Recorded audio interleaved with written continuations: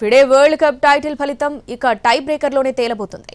ఇద్దరు భారత చెస్ క్రీడాకారిణులు కోనేరు హంపి, దివ్యా దేశ్ముఖ్ మధ్య హోరాహోరీ ఫైట్ నడుస్తోంది. టైటిల్ పోరులో భాగంగా ఇరువురి మధ్య జరిగిన 2 వరుస గేమ్లు డ్రాగా ముగియడంతో ఇవాళ టై బ్రేక్లోనే విజేత ఎవరో తేలబోతుంది.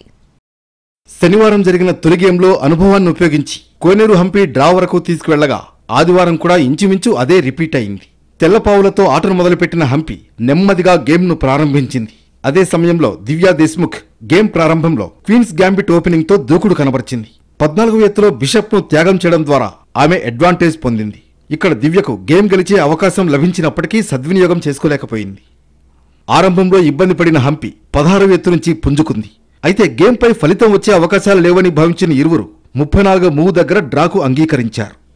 టై బ్రేక్లలో 10 నిమిషాల చొప్పున 2 ర్యాపిడ్ మ్యాచ్లు ఆడాల్సి ఉంటుంది. ప్రతి మూమెంట్ తర్వాత 10 సెకండ్ల ఇంక్రిమెంట్ ఉంటుంది. స్కోర్ సమంగా ఉంటే ప్రతి కదలిక తర్వాత 3 సెకండ్ల ఇంక్రిమెంట్లతో 2 5 నిమిషాల మ్యాచ్లు ఆడతారు. టై కొనసాగితే ప్రతి కదలిక తర్వాత 2 సెకండ్ల ఇంక్రిమెంట్లతో 3 నిమిషాల చొప్పున 2 బ్రిడ్జ్ మ్యాచ్లు ఆడాలి.